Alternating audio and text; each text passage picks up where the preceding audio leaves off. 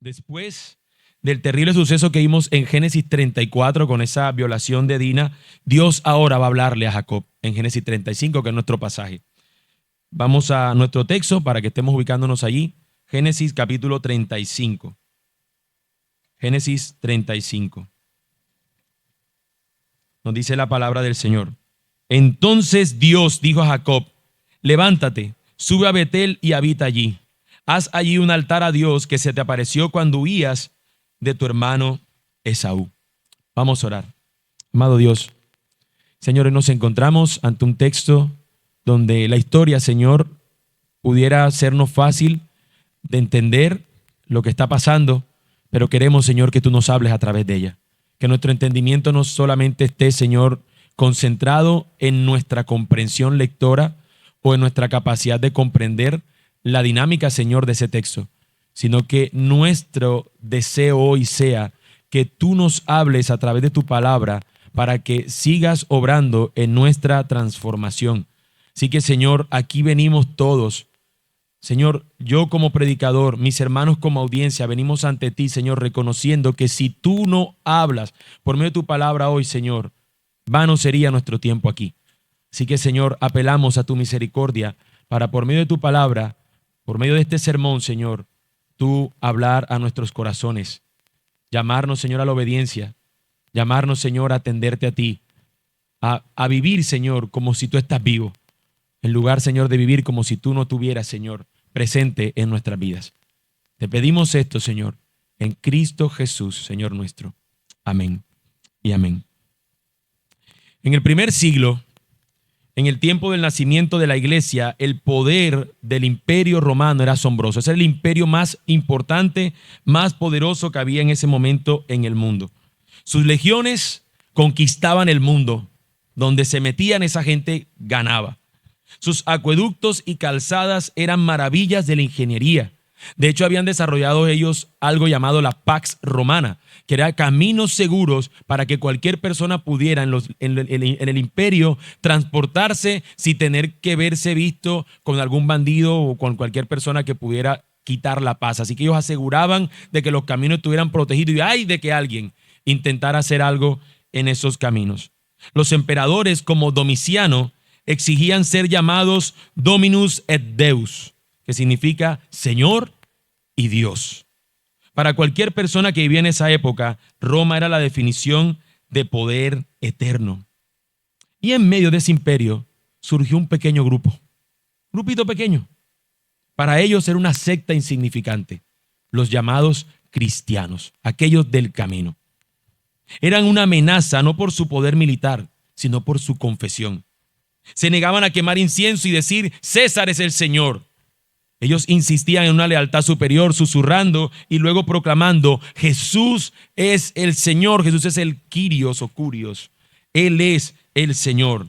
Y el imperio entonces en su poder no podía permitir que otro quisiera poner a alguien por encima del señorío del César, de manera que intentaron aplastarlos.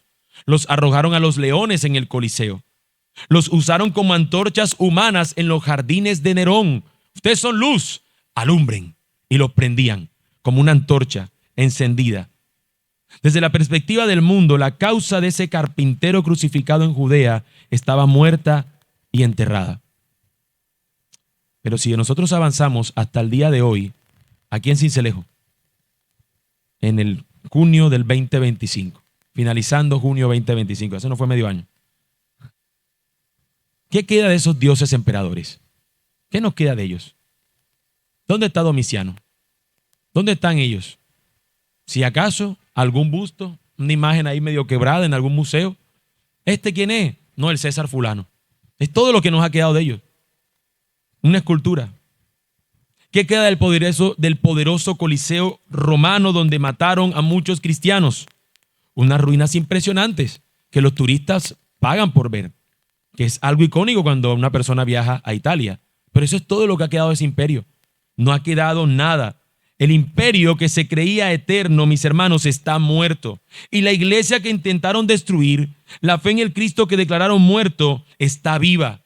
Está aquí en Sincelejo. Está en cada continente del mundo. La historia nos demuestra una y otra vez que los ídolos de los hombres, ya sean de piedra o de poder político, terminan enterrados bajo el polvo y solamente el Señor permanece para siempre y su palabra también. El Dios de Abraham, de Isaac y de Jacob, el Padre de nuestro Señor Jesucristo, Él no está muerto. Nuestro Dios no está muerto. Pero la idea de que Dios está muerto ha obsesionado a la humanidad. Filósofos han proclamado, encíclicas filosóficas se han escrito para proclamar que Dios no está muerto basándose en cosas que ven en el mundo. Imperios, mis hermanos, han promovido incluso esto. ¿Cuántas ideologías o sistemas políticos también se han construido bajo la premisa de matar a Dios? Pero hoy en Génesis 35 la Biblia nos responde a este asunto. Nos mostrará de manera contundente que los ídolos falsos, porque son eso, cualquiera que no sea el Señor es un ídolo falso, es un Dios falso, todos son enterrados. Personas importantes también van a morir en nuestra historia, pero solamente hay uno que no muere, y de ahí el título de nuestra historia. Hay uno que permanece, el Dios que no está muerto, nuestro Señor, el único Dios verdadero. El mundo podrá seguir proclamando que Dios no existe o que está muerto, pero ¿qué de aquellos que dicen que sí creen en Él? ¿Qué vamos a proclamar nosotros que decimos sí creer en Jesús? ¿Cómo debemos reaccionar o vivir aquellos que creen en que Él es eterno, como lo cantamos ahorita, cuando pronunciamos que Él es el gran yo soy? Deberíamos entonces considerar la idea central de este sermón. Los que creen en el Señor viven rendidos a Él en adoración, y esta es la idea central del sermón. Dios no está muerto. Confía y conságrate a Él. Dios no está muerto. Confía en Él, conságrate a Él. La manera como veremos desplegada esta afirmación es a través de las dos acciones que señala la tesis. Confía y conságrate. Así de simple. Dios no está muerto. Confía y conságrate. Las veremos entonces de acuerdo a cómo están desarrolladas en nuestra historia. Veamos entonces cómo llamó Jacob a su familia a consagrarse a Dios en medio de su miedo. Esto nos lleva a nuestra primera parte de nuestro sermón. Dios no está muerto. Conságrate a Él, de los versículos 1 al 8 del capítulo 35. Dios no está muerto. Conságrate a Él, versículos 1 al 8. Jacob, mis hermanos, ya ha visto antes que venir al Señor implica renunciar a aquello que representa su seguridad. Recordémoslo. Como él, cuando se presentó ante el Señor, él lo que hizo fue, llevó todas las posesiones, las fue despojándose de cada una de ellas, dejándola, vayan adelante de mí. Luego tiene a su familia y se encontró solo. Luego, en plena oscuridad y sin nada que pudiera representarle seguridad, allí, humillado posteriormente cuando el Señor lo deja rengo, ¿no? ¿Se acuerdan cuando la cadera se la disloca? Y allí descoyuntado, rendido, postrado, es cuando el Señor le bendice y le cambia su nombre. De llamarse Jacob, el engañador, a llamarse ahora Israel, aquel que prevalece después de haber luchado contra Dios. Aquel que el Señor le tuvo misericordia y lo mantuvo con vida a pesar de ser el engañador que era. Bueno, él ha visto que lo que se requiere cuando Dios viene a una persona es humillarse, rendirse, es consagrarse a Él. En este pasaje vamos a ver tal acción. Luego, el dolor causado por lo que pasó con Dina, donde Dios no parece hablar, el miedo se apodera de Jacob. Y sin embargo, el Señor va allí a hablarle a él y le va a pedir que haga algo, que vaya y haga un altar, como lo leíamos ahorita en el versículo 1. Luego de eso, él se va a levantar como hombre de Dios, como este sacerdote en esa casa, como ese padre espiritual, para que los demás también puedan tener vida espiritual en el Señor. Y es lo que nos cuentan los versículos 2 y 3. Nos dice Génesis 35, versículos 2 y 3. Y Jacob dijo a los de su casa, recuerden, Dios le ha dicho, vete de aquí, vete al lugar donde te aparecí y allí edifícame un altar. Acto seguido, ¿qué hace él? Y Jacob dijo a los de su casa y a todos los que estaban con él, quiten los dioses extranjeros que hay entre ustedes, purifíquense y cámbiense los vestidos. Levantémonos y subamos a Betel, y allí haré un altar a Dios, quien me respondió en el día de mi angustia y que ha estado conmigo en el camino por donde he estado, por donde he andado. Ninguno de los dioses que ustedes tienen ha estado conmigo. Todo lo que tengo, todo lo que poseo, todo lo que he adquirido, la protección que he recibido ha sido de este Dios que se me apareció cuando huí de mi hermano. Así que él llama a todos los de su casa a que les entreguen estos dioses. Y dense cuenta las acciones que nos dice. Les dice, quiten los dioses extranjeros que hay entre ustedes, purifíquense y cámbiense los vestidos. Es decir, esto está significando como si fuera un nuevo acto, una nueva adoración, un nuevo sentido de ahora nosotros adoramos a otros, o ustedes adoraban a otros dioses, ahora revístanse. Es como un cambio de lo que tenían antes. Antes se vestían de esta manera, con este ropaje de viejos dioses o falsos dioses. Y es como una ilustración de lo que está significando para ellos ahora el cambiar de estos dioses. Así que todos los ídolos terminan siendo entregados a él y él termina enterrándolos. Versículo 4 nos dice así: entregaron pues a Jacob todos los dioses extranjeros que tenían en su poder y los pendientes que tenían en sus orejas, y Jacob los escondió debajo de la encina que estaba junto a Siquén. No solamente eran ídolos, sino que con estos aretes estaban significando el hecho de ellos ser como una especie de esclavo a este Dios, de pertenecerle a este Dios. Así que se están despojando de todo aquello que les tenía a ellos amarrado a estos dioses y terminan enterrándolo bajo una encina. Eso es significativo, ya veremos por qué. Versículos 5 al 7, de repente nos cuenta algo que parece o que continúa en nuestra historia y nos dice: al continuar el viaje hubo gran terror en las ciudades alrededor de ellos y no persiguieron a los hijos de Jacob. Llegó Jacob a Luz, es decir, a Betel, que está en la tierra de Canaán, él y todo el pueblo que estaba con él. Edificó allí un altar y llamó al lugar El Betel, porque allí Dios se le había manifestado cuando huía de su hermano. Débora, nodriza de Rebeca, murió y fue sepultada al pie de Betel, debajo de la encina. Esta fue llamada Alom Bakut. Estamos leyendo una historia donde nos está contando de que el Señor lo llama que vaya a Betel, y en el desarrollo de esto se purifican, quitan sus dioses y todo lo demás, pero luego nos presentan dos cosas que parecen sacarnos de la historia. La primera, cuando ellos iban saliendo, en lugar de esa gente venir a vengarse, recuerda que ese era el miedo que él tenía, lo que encontramos, esta gente tuvo miedo.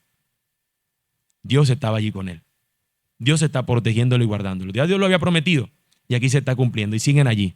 Pasaron de largo como si no tuvieran que deberle nada a ellos.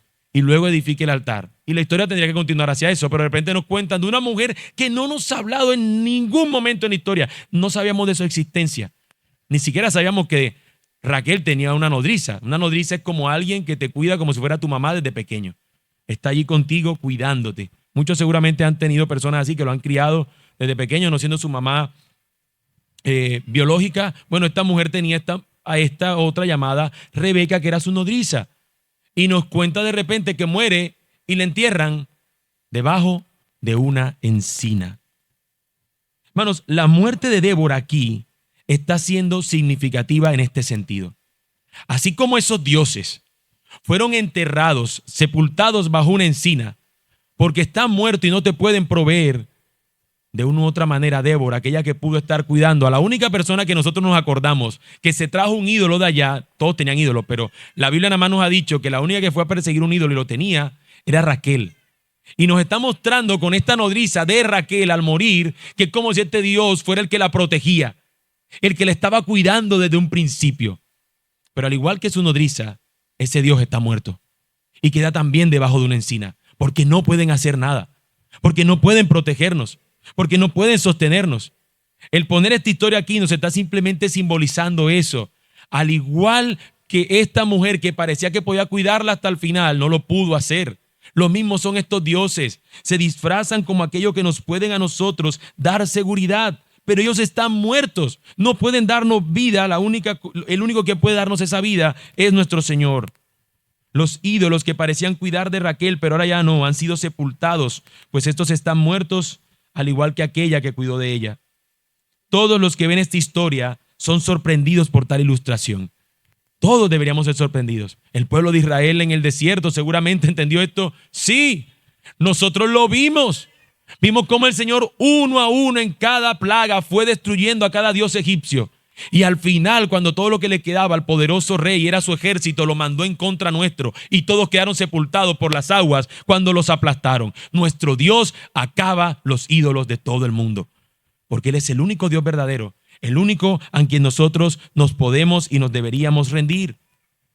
El llamado que está haciendo el texto es a que sepan que consagrarse a otra cosa, todos los han hecho. Terminamos entregando y rindiendo adoración a algo o alguien que no era nuestro Dios. Pero El Señor ahora demanda de nosotros toda nuestra adoración. Esa adoración requiere que te desprendas de aquello que idolatras y que te rindas a aquel que vive y permanece para siempre. Conságrate a aquel que no está muerto. Ese es el llamado inicial que podemos ver en nuestro pasaje. Al igual que estos que son llamados a despertarse a esta fe viva, a este Dios verdadero que sostuvo a Jacob, debía ser iniciando, dejando a un lado aquellas cosas que los tenían lejos del Señor. Sé que tal vez ustedes piensen y digan, yo no tengo ningún ídolo. Yo hace tiempo que boté unas imágenes que tenía allí que les prendí una vela. Todos, hermanos, hemos tenido ídolos en el corazón a quien rendimos nuestra adoración. Juan Calvino una vez dijo que nuestro corazón es una fábrica de ídolos. Y con esto no se refería a que nosotros sale de nuestro corazón o de nuestro ser algún cosito ahí, una estatua pequeña para adorarla, sino que nosotros nos inventamos cosas para adorar. Todo el tiempo, todo el tiempo. No sé si ustedes se acuerdan esas fiebres que usted tenía, qué sé yo, cuando por los videojuegos, por ejemplo, algunos se acordarán, no sé, algún juego. Yo no fui de muchos videojuegos, nunca tuve uno, pero sí me acuerdo que un tiempo me afiebraba y cuando cualquier 3 pesos que me daban iba a donde alquilaban por una hora de esos juegos y quedaba uno picado. Y era una fiebre. Bueno, grande, ya tú no tienes ese juego, pero te inventas otro. Por poner un ejemplo, hay cosas en esta vida que nos hacen parecer que si las tenemos, estaremos plenamente satisfechos, seguros y felices. Cosas que compiten por desplazar a Dios del lugar que solo a Él le pertenece. Eso es un ídolo. Eso que se roba tu gozo. Eso que si no lo tienes tú te sientes desesperado. Si no es Dios, eso entonces se está convirtiendo en el Dios que estás adorando.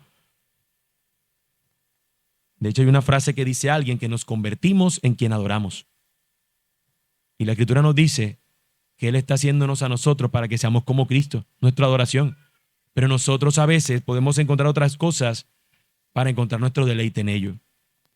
Piénsalo. Hoy, muchos sacrifican tiempo con su familia por perseguir un ascenso en el trabajo, como si ese ascenso o ese trabajo fuera su Dios. Están dispuestos a sacrificar. Yo quiero que usted reemplace lo que hacía la gente antes.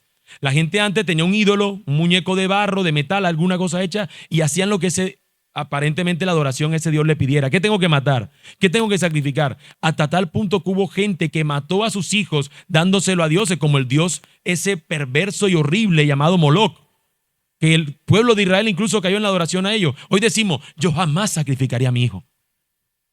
Pero en la práctica vemos a muchos hogares sacrificando a su familia, a sus hijos, por darle mayor lugar a otra cosa que no es su familia y sus hijos. En la práctica funciona casi igual. El hijo no se ha muerto, sigue vivo, pero otro ídolo ha ocupado el lugar que debería ocupar el Señor y en el orden que Él nos da, nuestra familia. Y otra gente no lo ha hecho. Hoy muchos toman el gimnasio o el estudio como su templo y en ese lugar rinden adoración, sacrifican sus vidas con todo su esfuerzo para obtener una bendición esperada. Lo mismo que hacía anteriormente la gente cuando iba a un templo pagano para recibir una bendición. Hoy los gimnasios se pueden convertir en eso. Hoy muchos en Sincelejo luchan con la presión de las redes sociales para verse de cierta manera, lo cual los está llevando a la depresión porque no se ven como quisieran verse, o los está llevando a una mala alimentación porque quieren verse de esa manera, más delgado, con cierta silueta, yo qué sé. Al final, hermano, con estos ejemplos lo que quiero mostrar es que todos nos encargamos de fabricarnos un ídolo al cual adorar. Y lo que está mostrándonos el texto es que delante del Señor toda cualquier adoración debe ser quitada para dedicársela únicamente a Él. Así que deberíamos entonces examinar nuestros ídolos. ¿Qué ídolos crees que son a los que tu corazón se está rindiendo hoy? ¿Cuál es ese ídolo? ¿Es la búsqueda de estatus social? ¿Es la presión de las redes sociales? ¿Es el deseo de una seguridad económica? ¿Cuál es? A lo que le gusta anotar, anote estas cosas para que examine cuáles son sus ídolos.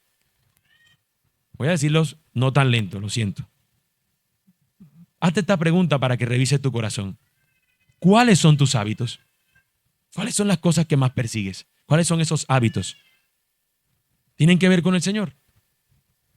Solamente entiendo que examine. Examínese. ¿En qué piensas cuando estás pensando en nada? ¿Qué es lo primero que se te viene a la mente? Cuando de repente no tienes una actividad que hacer y estás como, uno dice en blanco, pero nunca está en blanco del todo. Que estás así como, ¿qué es lo primero que viene a tu mente? ¿Es el Señor? ¿Es la eternidad? ¿Es el cielo? ¿O es todo lo terrenal? ¿Es todo lo aquí? ¿Terminas en desesperación porque algo te desesperó? ¿Qué es nuestro pensamiento? ¿Qué nos muestran? ¿Qué reflejan tus palabras? ¿Qué son esas cosas que dices, que proclamas con frecuencia? ¿Muestran que eres el Señor, tu confianza en Él? ¿Qué es lo que estás persiguiendo en la vida y por qué lo haces? ¿Es porque crees que eso te hará feliz? ¿Serías feliz si nunca tuvieras eso que tanto persigues? Si hoy te quitaran eso, ¿seguirías siendo feliz? ¿Seguirías encontrando tu contentamiento en el Señor? ¿Qué es lo que estás persiguiendo en la vida y por qué lo haces? Con estas preguntas, podrían ser más, nos van a ayudar a reconocer cuáles pueden ser esos ídolos y esas pasiones que son contrarias a Dios.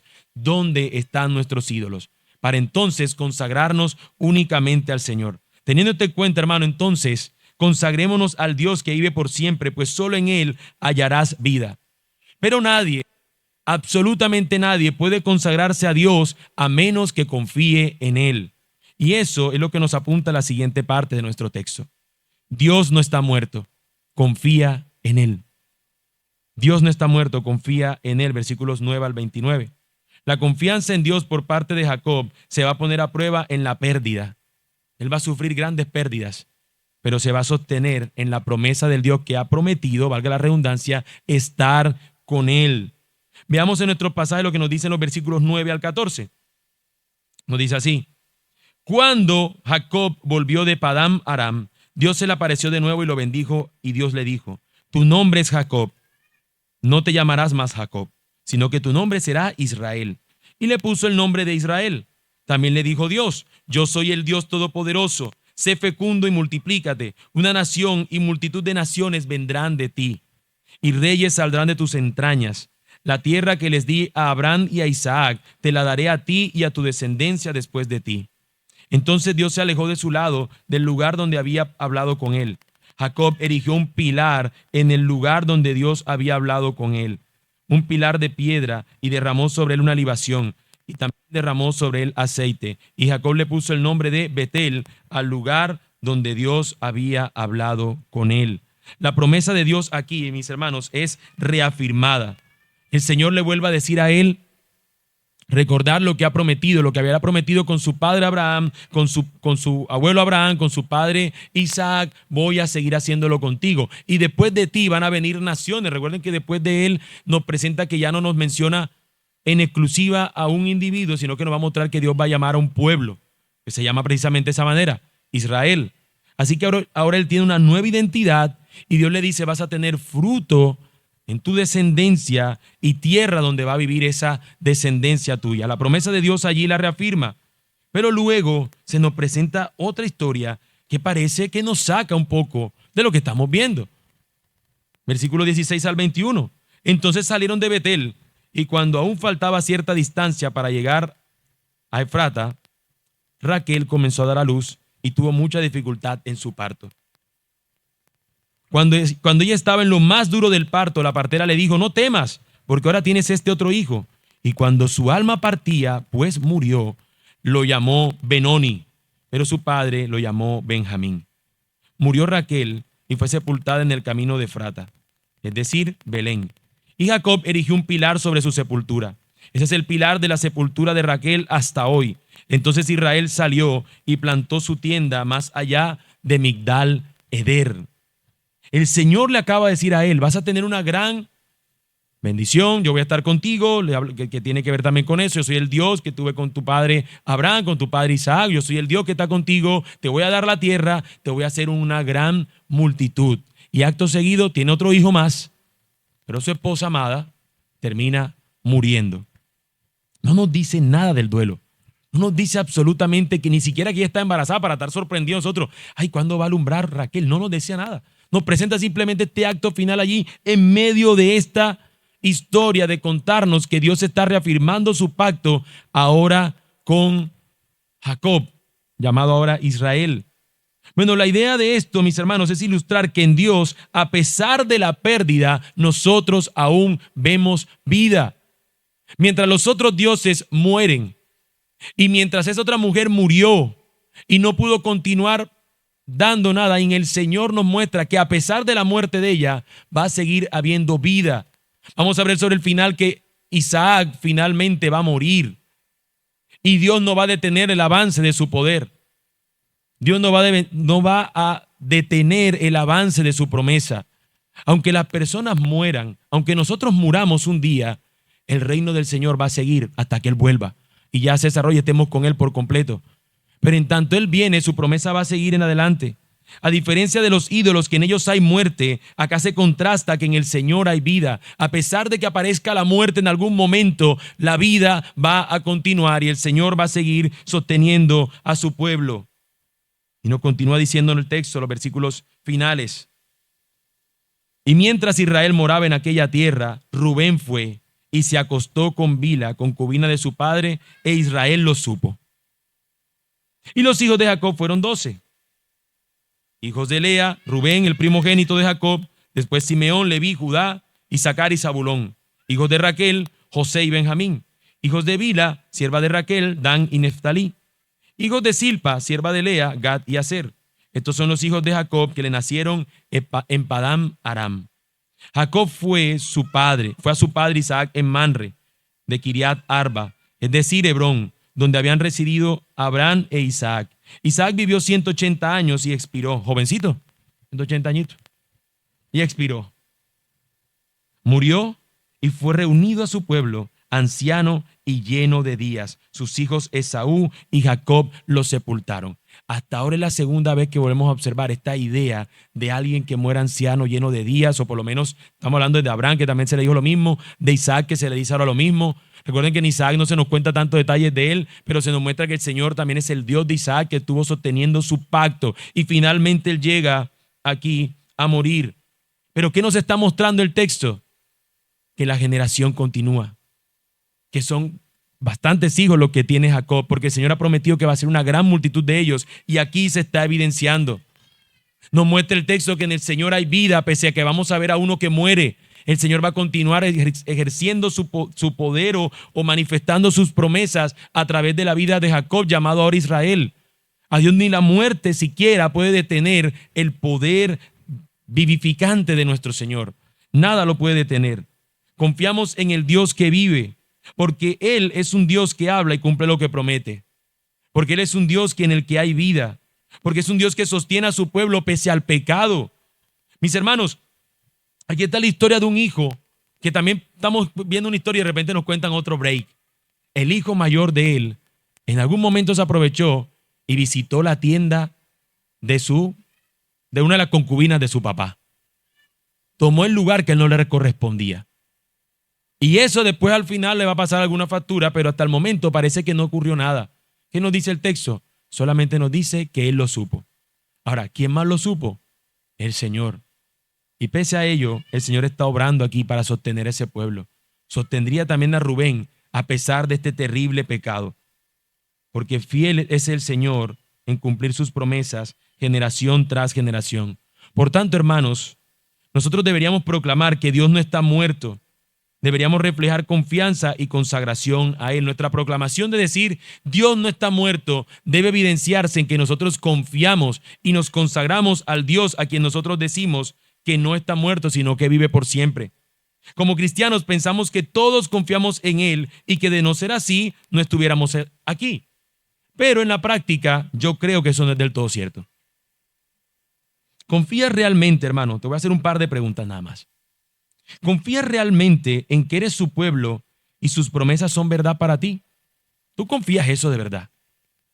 No lo respondas así, sí, porque eso sería una respuesta de reina, que todo lo va a decir que se vea sonriente ante un jurado. Respóndetelo a ti mismo. Te pongo un ejemplo de una promesa. ¿De verdad tú confías en que tendrás vida en Él aún después de la muerte? ¿De verdad tú crees eso? Yo lo creo, es una verdad, pero yo te lo pregunto, o sea, examina. ¿De verdad tú crees lo que el Señor dice? ¿De verdad Él es para ti ese Dios que no está muerto, sino que vive? ¿Confías en sus promesas? Porque en la confianza se va a desprender la consagración a Él, la obediencia a Él. Quien no cree o quien no confía en Él, ¿cómo va a obedecer? Si no cree que eso sea verdad. Se desprende de nuestra confianza en el Señor, el poder nosotros consagrarnos, vivir una vida entregada a Él. Así que tenemos que preguntarnos esto.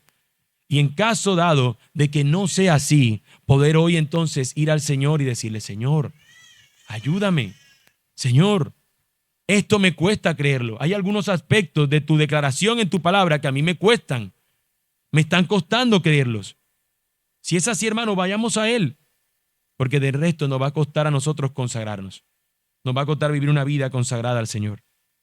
Proclamar que Dios no está muerto es más que una declaración filosófica en la que como cristianos nosotros afirmamos, Dios no está muerto, sí, sí, sí. Es consagrarnos a Él en toda nuestra vida, despojándonos cada día de aquello que nos estorba en nuestra adoración al Señor. Por eso nosotros proclamamos que Él vive, en la manera como vivimos, despojándonos de aquello que nos tiene un peso. También es confiar en aquel que ha prometido estar con su pueblo y sostenerlo hasta el final. Eso es creer en aquel que no ha muerto, en aquel que está vivo por siempre. Pensándolo entonces a la inversa, podemos decir lo siguiente, que nos consagramos a Él y confiamos en Él porque Él está vivo. Hermanos, el dinero puede parecer que está vivo, porque usted puede estar, hermanos, teniendo una necesidad de salud, y usted si tuviera plata, usted dice, no como nada, ¡pum!, el mejor médico y ahí me atiende. ¿Qué aparato necesito ese? Lo compro. Y pareciera el dinero darnos algo que solamente Dios debería darnos, parece que nos da salud. Parece que usted le da, el que usted hace calor, no hay problema, prende un aire, hace frío, no hay problema, prende un calefactor. No aquí en otros países, aquí obviamente quién va a prender una calefacción, ¿no? Pero parece que el dinero nos puede dar, y voy poniendo el dinero porque el dinero es un ídolo impresionante. Es un ídolo que aunque parezca poderoso, es un ídolo que finalmente, tarde que temprano, va a fallar. Él no nos va a llevar y Él no lleva a nadie a la vida. El dinero no puede hacer posible que nosotros compremos nuestra redención. No puede hacer nada. Así que nosotros nos consagramos, confiamos en Él porque Él es el único que está vivo y permanece para siempre. Todo lo demás es arena. Todo lo demás sucumbe ante su poder. Todo lo demás queda sin autoridad delante de Él. La fe de los cristianos se centra en aquel que vino un día y dio su vida, pero que al tercer día la tomó otra vez. Él mismo lo dijo, a mí no me van a quitar la vida, yo la pongo y yo mismo la vuelvo a tomar. Ahora Él es el que está viviendo por siempre. La Escritura nos dice que Él es el Rey de reyes, Señor de señores. Podemos ver hombres que lo declaren, yo soy Dominum et Deus, soy el Señor y Dios. Lo pueden proclamar abiertamente, pero ya murieron y están allí enterrados en algún lugar de este mundo. Muchos otros pueden proclamar, Dios está muerto, pero terminaron dándose cuenta que los que han muerto son ellos. Pero nuestro Dios permanece para siempre. Su tumba está vacía porque Él vivió. Al tercer día, después de haber muerto, Él resucitó y permanece así para siempre. Es nuestro sumo sacerdote que está ante el Señor, por encima de cualquier autoridad, de cualquier César que puede proclamarse como vencedor. Solamente nuestro Señor es el vencedor. Solamente Él es el que vive por siempre. Él está vivo, no está muerto. Y quienes confían en Él tampoco lo estarán. Yo no vengo a dar pruebas de por qué Él vive. Mi intención es declarar, según este pasaje, lo que implica que Él exista y que Él gobierna todo. El Señor en su presentación nunca se pone en eso. Si usted fuera el campeón del peso mundial, de peso pesado, campeón, que nadie le ha podido vencer, y de repente viene un tipo por la calle y le dice, pelea conmigo y verá como yo sí te gano, ven, vamos a darnos. ¿Quién lo va a mirar ese campeón y va a decir, ¿qué le pasa a este tipo? ¿Yo qué me tengo que rebajar con este?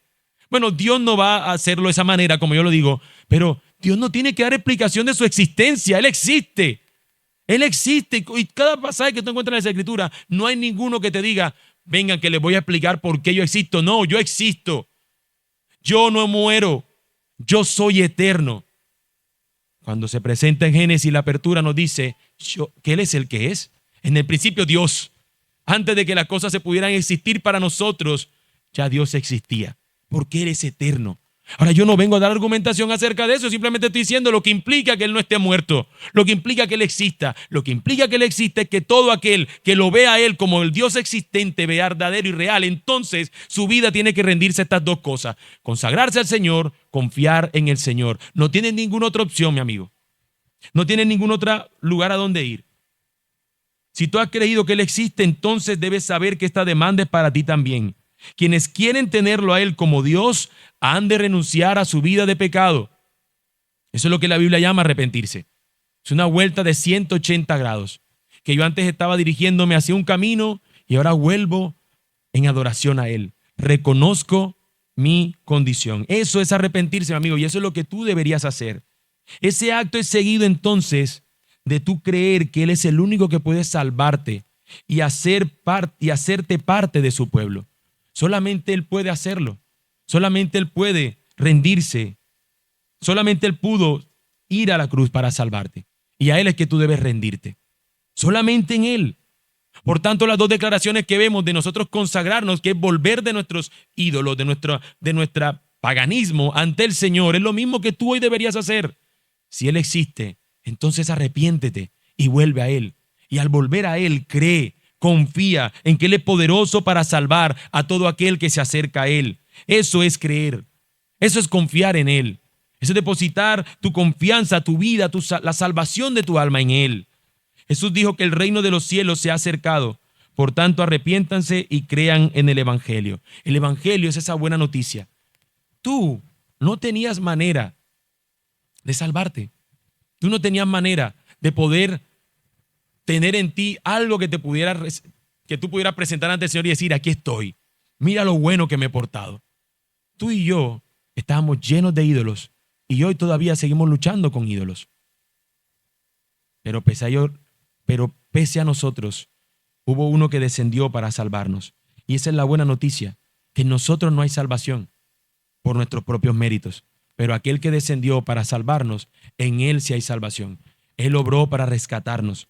Y si tú vas a Él, mi amigo, en humillación, Él te recibe y perdona tus pecados. Él te salva. Él te sana de tu maldad y te da una nueva vida en Él. Pero mi hermano, en cuanto a ti, ya has oído lo que tendrías que considerar hoy conforme a este sermón. Sin embargo, espero recordártelo una vez más. Mi hermano, consagra tu vida al Dios que está vivo. En este mundo encontrarás cosas que parecen darte esa vida abundante, pero solo terminarás encontrando que es camino de muerte. Así que examina cuáles son esas cosas y al compararlas con el Señor, verás que solo en Él encontrarás tu deleite, encontrarás vida. Por tanto, conságrate al Señor. Resiste esa idea de que en otra cosa tú podrías encontrar la felicidad. Al leer el Salmo 51 al principio nos dimos cuenta que el mismo David, siendo el rey, reconoce: Señor, devuélveme el gozo de tu salvación, el gozo que solamente puedo encontrar en ti. Solamente en Él, mis hermanos, podemos encontrar nosotros esa felicidad que muchas veces hemos anhelado. Por tanto, consagra tu vida al Dios que está vivo. Pero en segundo lugar, confía tu vida al Dios que está vivo. Solo el Señor y nadie más podrá cumplir todas sus promesas sin faltar a una sola coma. Solamente el Señor, mis hermanos, solamente Él. No hay nada en este mundo que nos pueda a nosotros garantizar que nos van a cumplir con las cosas que nos han prometido. Hay cosas que se pueden ver sólidas. ¿Cuántas empresas no se veían robustas, que no había posibilidad de que sucumbieran? Y de repente un día se van a la quiebra y todos los que estaban allí dependiendo de ellos terminan quedándose sin nada. Y así pudiéramos poner ejemplos de todo tipo. ¿Cuántas personas no confían en sus logros, sus capacidades para ver de que van a obtener ciertos beneficios para al final descubrir que no tienen esa posibilidad, esa capacidad? Solo el Señor y nadie más podrá cumplir todas sus promesas sin faltar una sola coma. Eso debe llevarte entonces a descansar en su palabra y a afirmar cada una de sus promesas. Señor, esto tú lo dices en tu palabra. Yo no estoy o me siento realmente que yo estoy creyendo eso. ¿Qué tiene que pasar? ¿Que Dios va a cambiar eso? Eso es una verdad. ¿Qué se requiere? Lo que el Señor siempre nos ha llamado a hacer. Tener fe. Tener fe. El Señor lo va a hacer. De manera práctica, hazlo así. Esta semana Identifica una cosa que está ocupando el lugar de Dios en tu vida y preséntasela al Señor. De nada sirve, ay, sí, mis ídolos. No, ¿cuál? ¿Cuál? Presenta esta semana, hoy mismo empieza. ¿Cuál es ese ídolo? Quien tiene que machacar, quien tiene que ser, es un lenguaje figurado, no, quien vamos a enterrar debajo de esa encina. Ahora no vaya literal y ponga un escrito algo y lo va a poner debajo de algo. No, eso no va a funcionar así. Simplemente en un sentido figurado, tomando la manera como el texto nos está diciendo, ¿cuál es ese ídolo que está ocupando el lugar de Dios en tu vida? Preséntalo al Señor esta semana. Y luego confía en Él y en cómo en su palabra su promesa es superior a lo que ese ídolo te ha prometido. Y de entonces afírmate en este Dios que nunca muere. No solamente diciendo, yo tengo una lucha con, por un ejemplo X, con la pereza, o yo qué sé, o el ídolo mío es el tema del dinero. Yo cuando no tengo plata me desespero, me entra una cosa que me siento que estoy vacío. Oh Señor, ayúdame, que esto no puede ser mi Dios. Pero tú tienes que ir a su palabra para que vea lo que Dios sí es. Porque si no vas otra vez a volver a adorar a ese ídolo. Encontrar en su palabra cómo Dios es superior a ese ídolo. Cómo Dios nos dice que Él es un Señor a quien tenemos nosotros que rendirnos comparado con el dinero. Entonces vea su palabra y confía en lo que Él dice. Así que hermanos, oremos y roguémosle al Señor que en este día todos los aquí presentes confiemos y consagremos nuestras vidas al Dios que vive por los siglos de los siglos. Oremos. Amado Dios, tú eres el único digno. Tú eres, Señor, el único que puede sostenernos a nosotros para estar